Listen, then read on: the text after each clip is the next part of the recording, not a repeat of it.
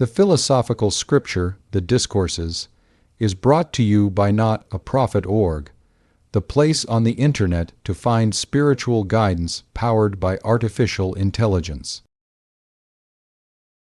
Chapter 25.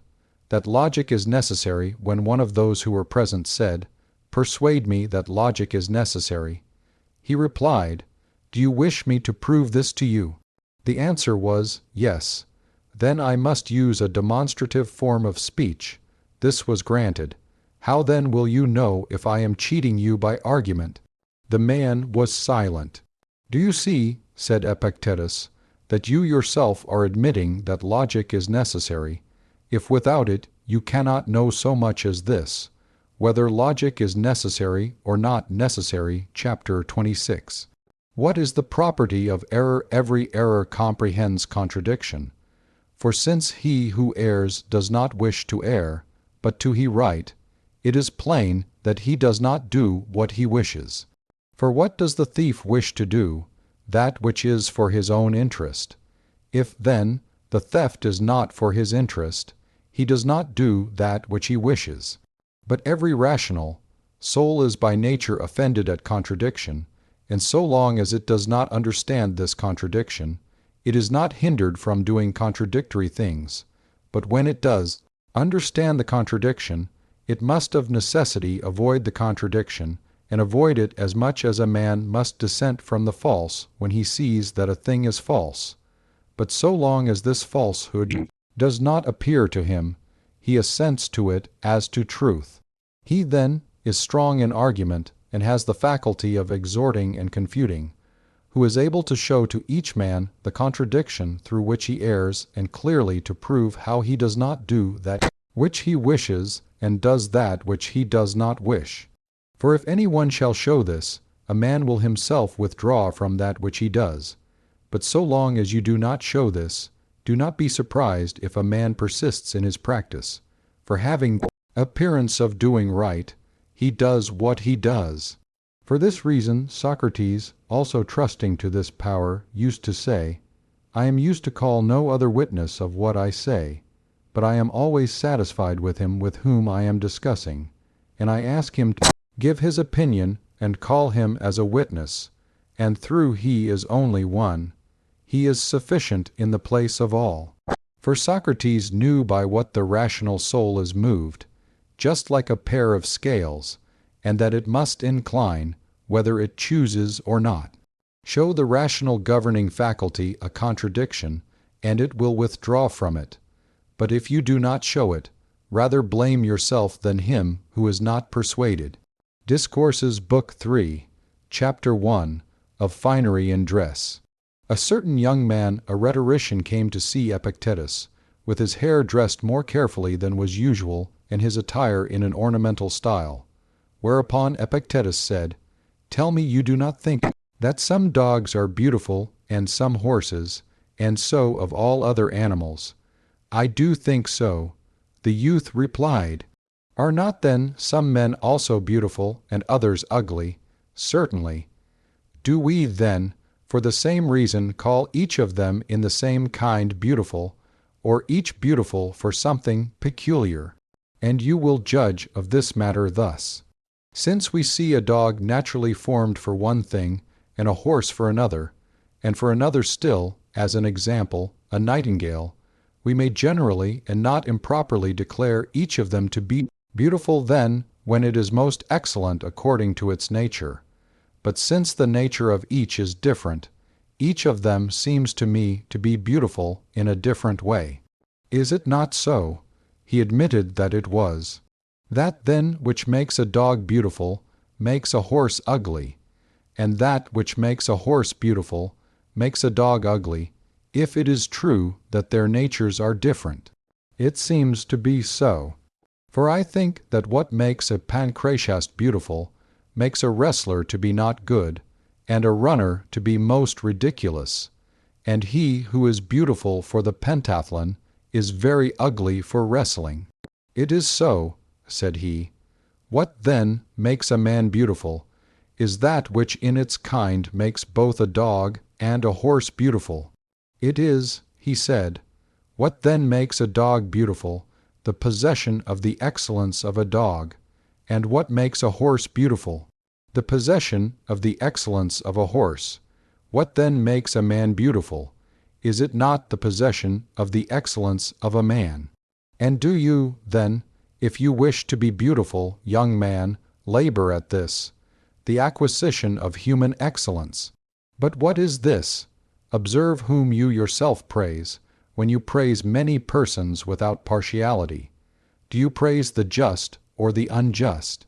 The just, whether do you praise the moderate or the immoderate, the moderate, and the temperate or the intemperate, the temperate? If then you make yourself such a person, you will know that you will make yourself beautiful. But so long as you neglect these things, you must be ugly, even though you contrive all you can to appear beautiful. Further, I do not know what to say to you, for if I say to you what I think, I shall offend you, and you will perhaps leave the school and not return to it. And if I do not say what I think, see how I shall be acting, if you come to me to be improved, and I shall not improve you at all. And if you come to me as to a philosopher, and I shall say nothing to you as a philosopher. And how cruel it is to you to leave you uncorrected. If at any time afterward you shall acquire sense, you will with good reason blame me and say, what did Epictetus observe in me that, when he saw me in such a plight coming to him in such a scandalous condition, he neglected me and never said a word? Did he so much despair of me? Was I not young? Was I not able to listen to reason? And how many other young men at this age commit many like errors? I hear that a certain Pullman, from being a most dissolute youth, underwent such a great change. Well, suppose that he did not think that I should be a Pullman, yet he might have set my hair right, he might have stripped off my decorations, he might have stopped me from plucking the hair out of my body. But when he saw me dressed like what shall I say, he kept silent. I do not say like what, but you will say, when you come to your senses, and shall know what it is, and what persons use such a dress. If you bring this charge against me hereafter, what defense shall I make? Why, shall I say that the man will not be persuaded by me? Was Laius persuaded by Apollo? Did he, and get drunk, and show no care for the oracle? Well then, for this reason did Apollo refuse to tell him the truth. I indeed do not know whether you will be persuaded by me or not. But Apollo knew most certainly that Laius would not be persuaded, and yet he spoke. But why did he speak?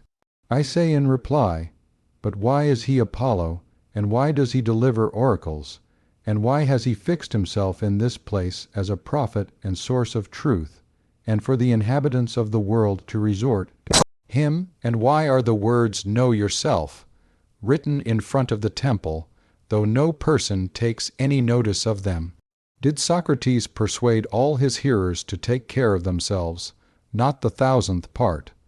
But, however, after he had been placed in this position by the deity, as he himself says, he never left it. But what does he say even to his judges? If you acquit me on these conditions that I no longer do that which I do now, I will not consent, and I will not desist. But I will go up both to young and to old, and to speak plainly to every man whom I meet, and I will ask the questions which I ask now. And most particularly will I do this to you, my fellow citizens, because you are more nearly related to me. Are you so curious, Socrates, and such a busybody? And how does it concern you how we act? And what is it that you say? Being of the same community and of the same kin, you neglect yourself, and show yourself a bad citizen to the state, and a bad kinsman to your kinsmen, and a bad neighbor to your neighbors.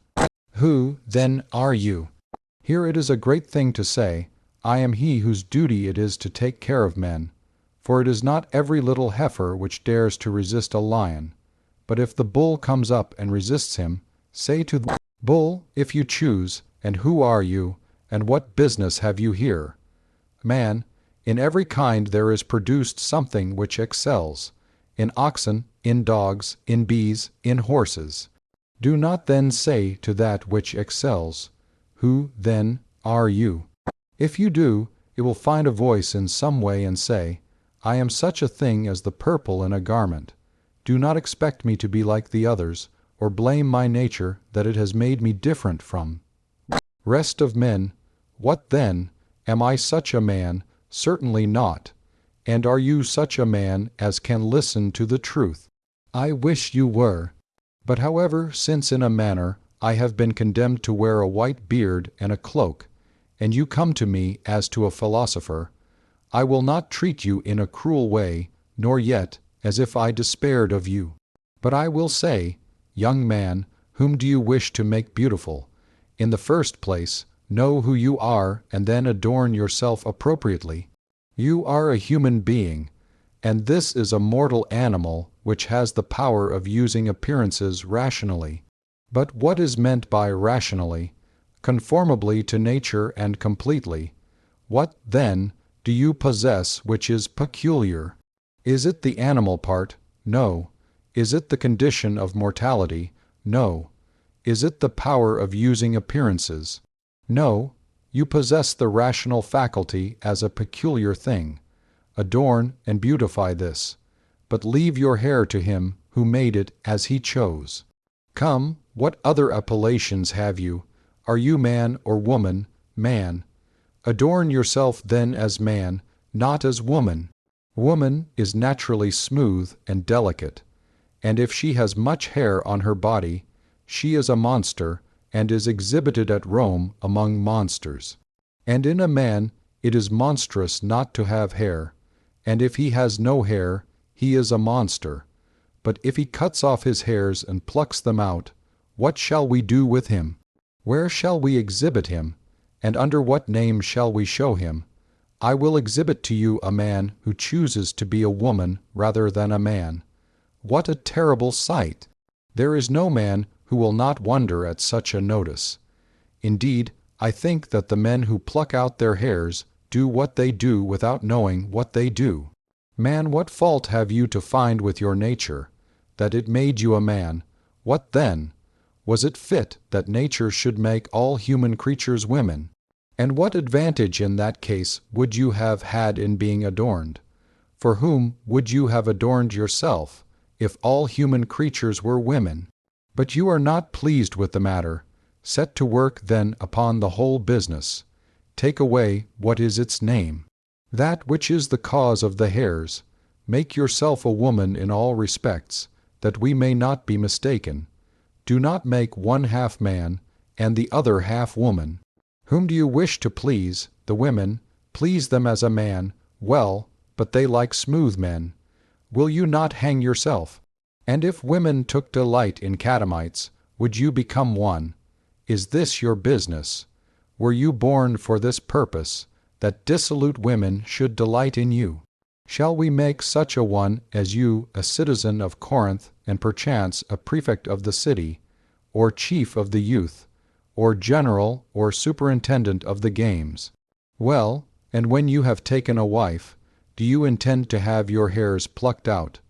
To please whom, and for what purpose?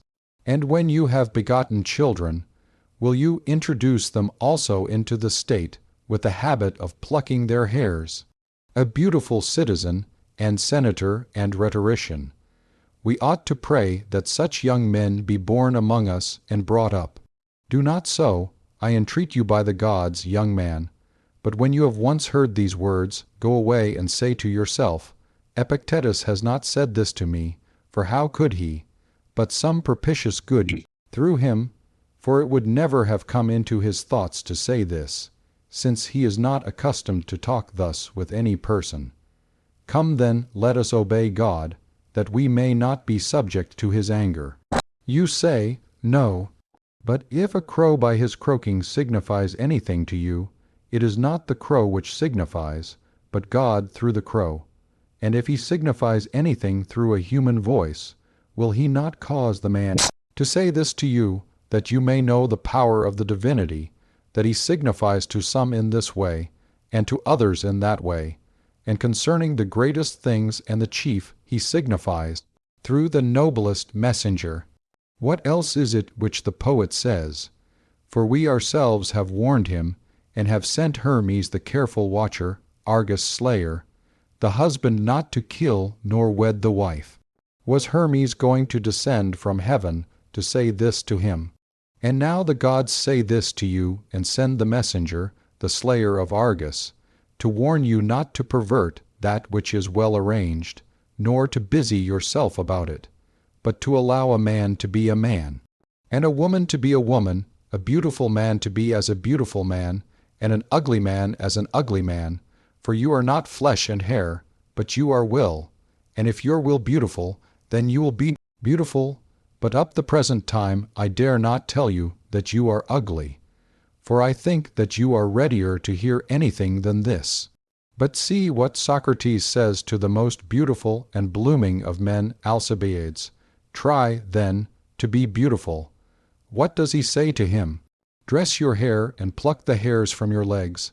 Nothing of that kind, but adorn your will, take away bad opinions. How with the body? Leave it as it is by nature. Another has looked after these things, entrust them to him. What then? Must a man be uncleaned? Certainly not, but what you are and are made by nature, cleanse this. A man should be cleanly as a man, a woman as a woman, a child as a child. You say no, but let us also pluck out the lion's mane, that he may not be uncleaned, and the cock's comb, for he also ought to be cleaned. Granted, but as a cock, and the lion as a lion, and the hunting dog as a hunting dog. Chapter 2. In what a man ought to be exercised who has made proficiency, and that we neglect the chief things. There are 3 things in which a man ought to exercise himself who would be wise and good. The first concerns the desires and the aversions, that a man may not fail to get what he desires, and that he may not fall into that which he does not desire. The second concerns the movements toward and the movements from an object, and generally in doing what a man ought to do, that he may act according to order, to reason, and not carelessly. The third thing concerns freedom from deception and rashness in judgment, and generally it concerns the assents. Of these topics, the chief and the most urgent is that which relates to the effects. For an effect is produced in no other way than by a failing to obtain that which a man desires, or a falling into that which a man would wish to avoid. This is that which brings in perturbations, disorders, bad fortune, misfortunes, sorrows, lamentations, and envy, that which makes men envious and jealous, and by these causes we are unable even to listen to the precepts of reason. The second topic concerns the duties of a man, for I ought not to be free from effects like a statue, but I ought to maintain the relations natural and acquired, as a pious man, as a son, as a father, as a citizen. The third topic is that which immediately concerns those who are making proficiency, that which concerns the security of the other 2, so that not even in sleep any appearance unexamined may surprise us, nor in intoxication, nor in melancholy. This, it may be said, is above our power. But the present philosophers, neglecting the first topic and the second, employ themselves on the third, using sophistical arguments, making conclusions from questioning, employing hypotheses, lying. For a man must, as it is said, when employed on these matters, take care that he is not deceived. Who must? The wise and good man. This, then, is all that is wanting to you. Have you successfully worked out the rest? Are you free from deception in the matter of money? If you see a beautiful girl, do you resist the appearance? If your neighbor obtains an estate by will, are you not vexed? Now is there nothing else wanting to you except unchangeable firmness of mind? Wretch, you hear these very things with fear and anxiety that some person may despise you, and with inquiries about what any person may say about you. And if a man come and tell you that in a certain conversation in which the question was, Who is the best philosopher? A man who was present said that a certain person was the chief philosopher. Your little soul, which was only a finger's length, stretches out to 2 cubits. But if another who is present, you are mistaken. It is not worth while to listen to a certain person, for what does he know? He has only the first principles, and no more. Then you are confounded, you grow pale, you cry out immediately, I will show him who I am, that I am a great philosopher. It is seen by these very things. Why do you wish to show it by others? Do you not know that Diogenes pointed out one of the sophists in this way, by stretching out his middle finger? And then, when the man was wild with rage, this, he said, is the certain person. I pointed him out to you. For a man is not shown by the finger, as a stone or a piece of wood. But when any person shows the man's principles, then he shows him as a man. Let us look at your principles also. For is it not plain that you value you not at all your own will, but you look externally to things which are independent of your will? For instance, what will a certain person say, and what will people think of you? Will you be considered a man of learning? Have you read Chrysippus or Antipater? For if you have read Archidamus also, you have everything. Why are you still uneasy, lest you should not show us who you are? Would you let me tell you what manner of man you have shown us that you are? You have exhibited yourself to us as a mean fellow, querulous, passionate, cowardly, finding fault with everything, blaming everybody, never quiet, vain. This is what you have exhibited to us. Go away now and raid Archidamus. Then, if a mouse should leap down and make a noise, you are a dead man. For such a death awaits you as it did, what was the man's name? Crines, and he too was proud, because he understood Archidamus. Wretch, will you not dismiss these things that do not concern you at all? These things are suitable to those who are able to learn them without perturbation, to those who can say, I am not subject to anger, to grief, to envy. I am not hindered, I am not restrained. What remains for me? I have leisure, I am tranquil. Let us see how we must deal with sophistical arguments. Let us see how, when a man has accepted an hypothesis, he shall not be led away to anything absurd. To them such things belong. To those who are happy it is appropriate to light a fire, to dine, if they choose, both to sing and to dance. But when the vessel is sinking, you come to me and hoist the sails. Chapter 3. What is the matter on which a good man should be employed, and in what we ought chiefly to practice ourselves? The material for the wise and good man is his own ruling faculty, and the body is the material for the physician and the allops. The land is the matter for the husbandman. The business of the wise and good man is to use appearances conformably to nature, and as it is the nature of every soul to assent to the truth, to dissent from the false, and to remain in suspense as to that which is uncertain, so it is its nature to be moved toward the desire of the good, and to aversion from the evil, and with respect to that which is neither good nor bad, it feels indifferent.